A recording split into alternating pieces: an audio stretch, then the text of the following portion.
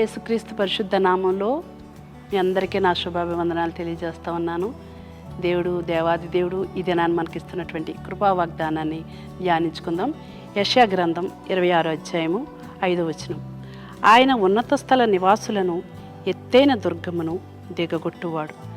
ఆయన వాని పడగొట్టెను, నేలకు దాన్ని పడగొట్టెను, ఆయన ధూళిలో దాన్ని కలిపి ఉన్నాడు. దేవునికి మహిమ కలుగును గాక.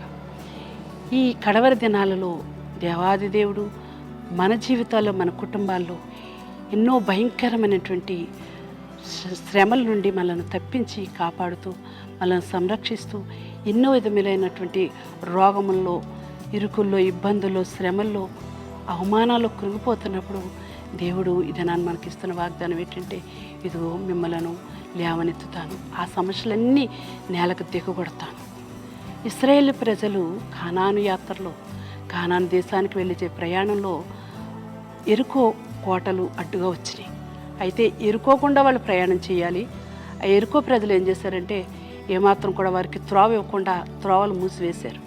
ఎత్తైన కోట గోడలు, దాన్ని దాటుకు వెళ్ళాలంటే అసలు ఏ మనుషుల వల్ల సాధ్యం కాదు. అయినప్పటికీ కూడా ఇశ్రాయేలు ప్రజలందరూ దేవుని వైపు చేతులు ఎత్తారు, దేవుని కార్యం కొరకు ఎదురు చూశారు. అప్పుడు యెహోషువ నాయకత్వంలో దేవాది దేవుడు యెహోషువని ప్రార్థించమన్నాడు. ఆ ఎరుకో కోటల చుట్టూ కూడా స్తుతులు చెల్లిస్తూ, ఎత్తైన పర్వతాలు, ఎత్తైన దుర్గం, అది ఏ మనుషుడికి దాటజాలడానికి అవకాశం లేనటువంటి ప్రాంతం.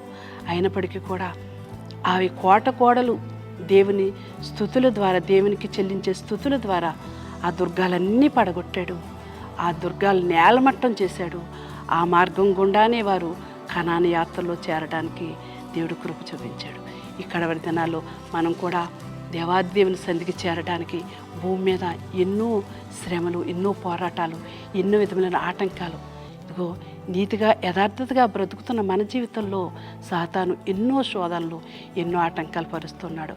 అయినప్పటికీ కూడా దేవాదేవుడి దినాన్ని మనకిస్తున్న వాగ్దానం ఏంటంటే, అవన్నీ కూడా నేను కూలగొడతాను, ప్రతి ఆటంకాన్ని నేను పడగొడతాను, ప్రతి అడ్డును నేను తొలగిస్తాను, నీకు కనాను వెళ్ళే మార్గాన్ని నేను సిద్ధపరిచి ఆ కనాను దేశంలో నిత్యము ఉండే కృప నీకు అనుగ్రహిస్తానని దినాన్ని వాగ్దానం చేస్తున్నాడు.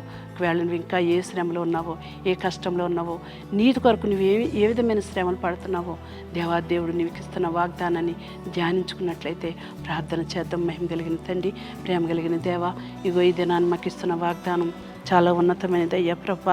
అయ్యా నాయన, నీ గొప్ప దేవుడు తండ్రి. అయ్యా ఇదిగో ఉన్నతమైన నివాసులను, ఎత్తైన దుర్గమును దిగగొట్టువాడు నేనే అని వాగ్దానం చేస్తున్నావు.